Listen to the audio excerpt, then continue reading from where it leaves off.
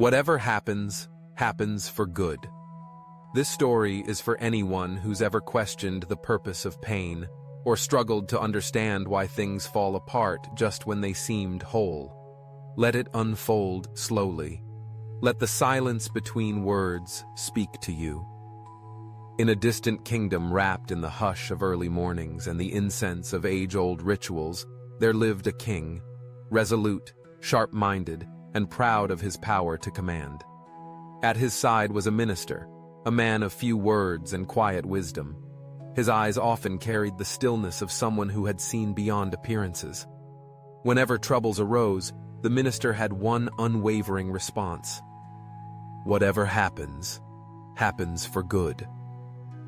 This refrain, repeated over the years, was tolerated by the king with mild amusement, until the day it pierced deeper than words should. That morning, the palace was quiet. The king, polishing his own sword, chose to do something rare, to be alone with his thoughts and steel. The minister, as always, sat nearby, offering no advice, just presence. Then came the slip. The blade, glinting in the sun, fell swiftly. A sharp cry echoed through the marble halls. Blood pooled. One of the king's toes had been severed. Pain surged not just through flesh, but pride. Before a healer could arrive, the minister, in his usual calm tone, said gently, "Whatever happens, happens for good." The king's eyes flared. "You call this good?" he thundered, wincing. "You think my blood, my pain, is something to be grateful for?" No further words were spoken. Rage made decisions faster than thought.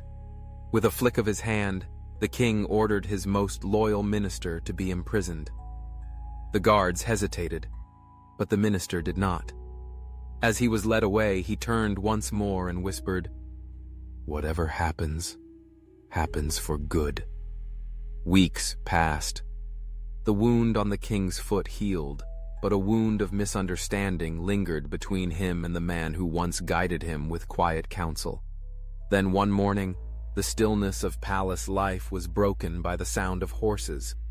The king, restless from confinement and still angry, decided to go hunting in the forest, a practice he had long enjoyed, one that reminded him of freedom. The forest welcomed them with shade and silence. Deer darted in and out of trees. The king, in pursuit of one swift creature, rode deeper and deeper until the laughter of his soldiers faded behind him. And then he was alone.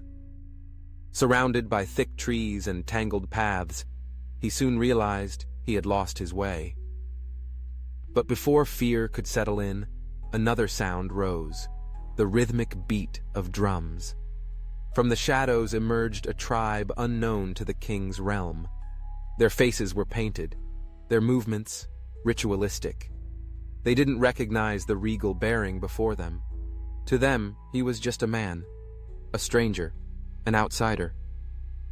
The king tried to speak, to negotiate, but their language was different, untouched by his words. They captured him gently but firmly and led him to their village. It was a sacred day. The tribe, in their tradition, was to offer a complete human being to their forest deity, a sacrifice they believed would bless the earth, the rains, and the crops. They bathed him, dressed him in woven robes, draped flowers around his neck. All the while the king's heart pounded, not with fear of death alone, but of the absurdity of it. How had he, a king, become an offering? Then, just as the ritual began, the priest of the tribe stepped forward. He examined the king closely and stopped. His gaze had fallen to the king's foot, a missing toe. He turned to his people and said something with great urgency. The drums ceased. The fire dimmed. A hush fell over the clearing. "Incomplete," the priest gestured, then pointed to the heavens. "This man is not whole. If we sacrifice him, the deity will be angered, not pleased."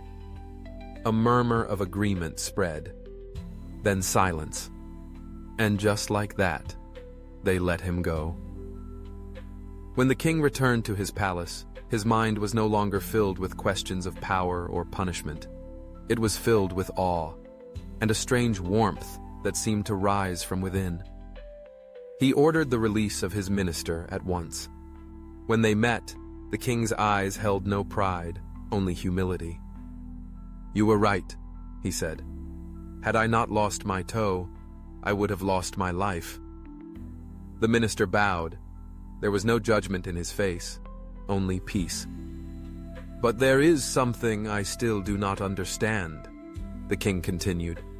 "You were imprisoned for months, alone, forgotten. If my pain had a purpose, what of yours?" The minister smiled, not triumphantly, but gently. "My lord, I was your shadow. Had I not been in prison that day, I would have been with you in the forest. They would have found me whole, and I would not have returned." The room fell silent. "That is why," the minister said quietly, "I always say, whatever happens, happens for good." Time passed, but the king was no longer the same. The man who once saw only cause and effect, gain and loss, began to see something else. The quiet intelligence behind life's design. He learned to listen not only to advice, but to silence. To honor not just power, but pause. He walked more slowly, spoke more gently. And whenever someone around him suffered a loss or stumbled into pain, he did not rush to fix it. Instead, he would place a hand on their shoulder and remind them, not with certainty, but with compassion. "Wait. In time, you may see this differently." Let this story rest in your heart, because there will be moments when life makes no sense, when something dear is taken, or something hoped for breaks. In those moments, remember, we are not given the whole map at once. Sometimes a single missing piece is the only thing that saves us. Whatever happens, happens for good. Not because life is always kind, but because life, in its mystery, always moves us toward awakening.